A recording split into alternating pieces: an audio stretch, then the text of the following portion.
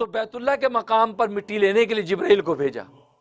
حضرت جبرائیل آئے, اس مقام سے مٹی لینے لگے تو زمین نے ہاتھ جوڑ دیے کہ جبرائیل معاف کر دے, اس لیے کہ اللہ تبارک و تعالیٰ میری اس مٹی سے جو انسان بنانے لگے ہیں وہ انسان کل کو معصیت اور گناہ کریں گے, خون ریزیاں کریں گے, جس کے نتیجے میں یہ مٹی میری جو ہے وہ جہنم کی آگ میں جلے گی. میں جہنم کی تاپ نہیں لا سکتی, خدا کے لیے مجھے نہ لے جا. حضرت جبرائیل واپس چلے. کہا کیا ہوا؟ کہا کہ رب ذوالجلال وہ زمین کا ٹکڑا تو وہ ہائے وویلا کر رہا تھا, معافیاں تلافیاں مانگ رہا تھا, تو لہٰذا میں تو اس کو نہیں لایا, چھوڑا ہے. اچھا چلو میکائیل تم جاؤ. پھر میکائیل فرشتوں کو بھیجا. جب میکائیل فرشتہ آئے تو پھر زمین نے ہاتھ جوڑ دیے کہ میرے ذریعے سے اللہ تبارک و تعالیٰ, کیونکہ یہ سب نوشتہ تقدیر کی چیزیں ہیں, یہ تکوینی حکمتیں ہیں کہ اللہ تبارک و تعالیٰ نے کس طریقے سے شعور کے اندر چیزیں ڈال دی تھی. لہٰذا مٹی بول رہی تھی. کہا کہ مجھے نہ لے جا, اس لیے کہ میں جہنم کی آگ میں تپوں گی, جلوں گی, اور میں اس کی استعداد رکھتی, خدا کے لیے مجھے معاف. میکائیل بھی چلے گئے. اللہ تبارک و تعالیٰ نے پوچھا کیا ہوا؟ کہا کہ وہ تو زمین جو رو رہی تھی, معافی تلافی کر رہی تھی, ہم چھوڑ آئے. اب کیا ہوگا؟ اللہ تبارک و تعالیٰ اسرائیل کو کہا کہ اسرائیل تم جاؤ. ملک الموت اسرائیل آیا.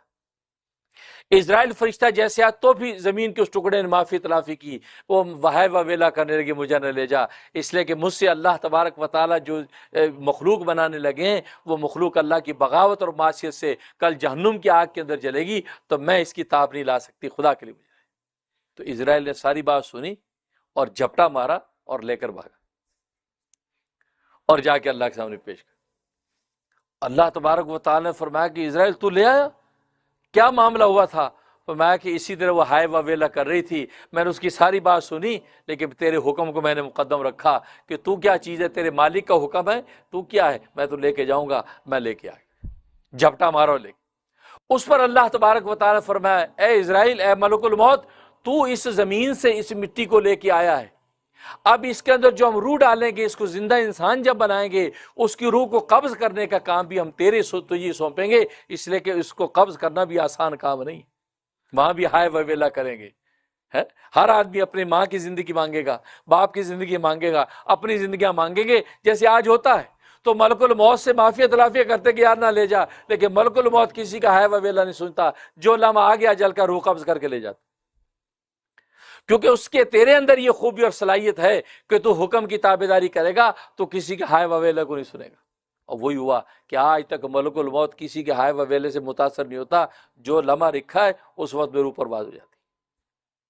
اس طریقے سے آدم علیہ السلام کی مٹی لائے گی اور اس پہ 40 دن بارش برسی, 40 دن, کیونکہ خمیر بنانا تھا, گارا بنانا تھا. لکھا کہ 39 دن غم کی بارش برسی, ایک دن خوشی کی بارش برسی. 39 ڈیز غم کی بارش. گویا کہ گھٹی کے اندر یہ بات شامل کر دی کہ کل دنیا کے اندر جب تم آؤ گے تو تمہاری زندگی کے 40 دن میں 39 دن غم کے ہوں گے اور ایک دن تمہارا مسرت اور خوشی کا ہوگا. ایک بہت بڑے محدث گزرے ہیں, ان کو فالج ہو گیا, 2 سال تک فالج کی حالت میں رہے, 2 سال تک اسی حالت, بڑے پریشان کہ یار فالج ٹھیک نہیں ہو رہا. ایک دن بیٹھے ہیں, ایک اژدہا نکلا, اس اژدے نے ایک بلی کا بچہ یوں نوچا, بلی کے بچے کو یوں منہ ڈالا. یہ یہاں بیٹھے تھے تو انہوں دیکھا تو کے ہاتھ میں ڈنڈا تھا, تو بلی تڑپ کے آئی اس اژدے کی طرف, دیکھا اس کو کیسے کرے, اس کی دم پہ مار رہی ہے, دیکھو اس اژدے نے بچہ پکڑا. یہ بیٹھے تھے, انہوں نے ہمت کر کے اٹھ کے نا یوں کر کے ڈنڈا مارا اس کے. جیسے اس کے لگا بلی کا بچہ منہ سے باہر نکلا, بلی نے بچہ اٹھایا, بھاگی اور اژدہا جلدی سے جنگل کی طرف چلا گیا. ذرا پہلے زمانے کے مکان ایسے ہوتے تھے. بلی نے بچہ اپنی سیف جگہ پہ رکھا اور ایک دم ادھر آئی اور اس کو دیکھا بزرگ کو, یعنی تشکرانہ نگاہوں سے دیکھا, چلی گئی. اور آج کل تو سوشل میڈیا ہے, یہ سوشل میڈیا میں ایسی نگاہوں کو کتنا کیچ کرتے ہیں. دیکھو جی یہ ہرن کتنے تشکرانہ نگاہ سے دیکھ رہی ہے, آنسو بھی آ رہے ہیں, یہ تو اسے دیکھا چلی گئی. صبح جو ہے سو کے جب اٹھے ہیں تو ہاتھ لگایا, اس سے بالکل ٹھیک ہے. ڈر ڈر کے اٹھ رہے ہیں. بیوی کہتی کیا ہوا؟ کہا کہ مجھے لگ رہا ہے کہ میری ٹانگوں میں خون رواں ہو گیا ہے. اچھا چلایا، وہ چلنے لگے، ٹھیک ہو گئے. اچھا ان کے ذہن میں آیا کہ یار میں کیسے ٹھیک ہو گیا، کوئی دوائی نہیں، کوئی دارو نہیں، کیسے ٹھیک ہو گیا؟ میں دعا کر یا اللہ ٹھیک تو ہو گیا، تیرا شکر ہے کہ ہو کیسے گیا. تو رات کو جب سوئے تو خوب دعا مراقبہ کر کے سوئے، اور رسول اللہ صلی اللہ علیہ وسلم خواب میں آئے. کہا کہ یا رسول اللہ میں ٹھیک ہو گیا ہوں. اچھا الحمدللہ. لیکن یا رسول اللہ ایک بات سمجھ میں نہیں آئی، میں تو کوئی دوا نہیں استعمال کی، عام دوائی استعمال کر رہا تھا، اس کو اس واقعے کی طرف نگاہ ہی نہیں ہے، وہ دماغ میں نہیں ہے. تو لیکن میں کوئی ایسی خاص دوائی استعمال نہیں کہ میں خود ہی ٹھیک ہو گیا. کیسے ٹھیک ہو گیا؟ فرمایا کہ جس بلی کے بچے کو تم نے چھڑایا تو اس بلی نے دعا کی تھی، اللہ تبارک و تعالی دعا تیری قبول کر لی. اللہ اکبر. بلی نے دعا کی. تو آج سمجھتے ہیں ہم جانوروں کا، جانور دعائیں کرتے ہیں. اسی اولیاء اللہ کہتی ہیں جانوروں سے جب پیار کرو گے، خیال کرو گے، تو یہ جانور آپ کے لیے دعا کرتے ہیں اور اللہ تبارک و تعالیٰ کی وہ دعا رد نہیں ہوتی. کہا کہ اس بلی نے اللہ کے دربار میں تیرے لیے دعا کی، یا اللہ جس نے میرے بچے کو بچایا یار تو اس کو بھی صحت دے دے، جو اس کی تکلیف دور کر دے. اللہ تبارک و تعالیٰ اس کی دعا قبول کر تجھے صحت دے دے. تو کہنے کا مقصد یہ ہے کہ یہ ایک الگ نظام ہے، سب اللہ تبارک و تعالیٰ کے تصرف سے چلتا ہے. ویڈیو کے نیچے سبسکرائب کے بٹن پہ کلک کریں، بیل کے آئیکن پہ کلک کیجئے تاکہ ہر نئی ویڈیو کی نوٹیفیکیشن آپ کو مل جائے. اللہ اکبر. حضرت یونس علیہ السلام جب کشتی میں بیٹھے ہیں، اب کشتی طغیانی آ گئی، کشتی ڈگمگانے لگی. تو ملا نے کہا کہ لگتا ہے کہ کشتی کے اوپر کوئی بھگوڑا غلام آ گیا ہے، اپنے آقا کو چھوڑ کے کوئی غلام آ گیا اس کے اوپر، تبھی یہ کیفیت حالت پیدا ہو گئی. اب وہ کون ہے جی؟ حضرت یونس علیہ السلام نے سوچا کہ وہ تو میں ہی ہوں، میں اللہ کے امر ثانی سنے بغیر نکل آیا ہوں. کہا کہ میں ہوں. کہا نہیں حضرت آپ کیسی بات کر رہے ہیں؟ نہیں میں ہی ہوں. قرآن اندازی کی، حضرت یونس علیہ السلام کا نام نکلا. کہ ہے لوگوں نہیں حضرت یہ لگتا غلط، دوبارہ کرو، دوبارہ قرآن اندازی کی، پھر بھی ان کا نام نکلا. اب سب لوگ حیران کہ آپ تو اللہ کے نیک پارسا آدمی ہیں اور وقت کے پیغمبر ہیں، نینوا کی بستی کے آپ تو نبی ہیں، یہ کیا بات ہے؟ کہتے میں میرا ہی نام ہے، میں ہی بگڑا غلام ہوں. کیونکہ سارا قصہ تو ان کو پتا تھا کہ جو صورتحال تھی. اور قرآن میں اللہ نے ان کی ایک ادا تک کو ذکر کیا. تیسری مرتبہ پھر قرآن اندازی کی، پھر بھی ان کا نام نکلا. اب لوگوں کو سمجھ میں نہ آیا کہ یہ کیا ماجرا ہے. چنانچہ یونس علیہ السلام نے فیصلہ کیا کہ میں ہی وہ بھگوڑا غلام ہوں، اپنے آقا کی سنے بغیر بھاگ آیا ہوں. یہ کہہ کے آپ نے جو ہے چھلانگ مار دی. جیسے دریا میں چھلانگ ماری، ادھر آقا تو خود بھی دیکھ رہا سارا نظارہ. مچھلی پہلے سے مقرر کر دی، ویل مچھلی کو کہا اس کو اپنے پیٹ میں لے لے، خبردار نہ ہڈی ٹوٹے، نہ جلد کو نقصان پہنچے، نہ کوئی زخم آئے، اس کو اپنے پر محفوظ کر لے. گویا کہ اللہ تبارک و تعالی نے جو عتاب ظاہر کرنا تھا اس کی بطور سزا کے طور پہ وہ مچھلی کے پیٹ کو ایک جیل بنا دیا کہ چند اس کے اندر آپ رہیں گے بھائی، کیونکہ آپ نے امر ثانی سنا نہیں اور بستی والوں کو کہہ کے نکلا ہے. اتنی جلد بازی کی. قرآن نے ایک چیز کو واضح کر دی. اور مچھلی پیٹ میں، اور مچھلی بڑی تیزی سے تہ کے اندر اتری ہے، نیچے تہوں میں جا کے آپ نے پھر یہ کلمات پڑھے ہیں. اس لیے علماء فرماتے ہیں یہ کلمات ہیں آپ اپنے ان گناہوں کے بارے میں جو آپ جانتے ہیں یا نہیں جانتے ہیں، بس ان کلمات کا ورد شروع کر دیں. اللہ تبارک و تعالیٰ جب آپ کے گناہوں کو معاف کر دیں گے تو آٹومیٹکلی آپ کی زندگی کے سارے کونے خود بخود درست ہو جائیں گے.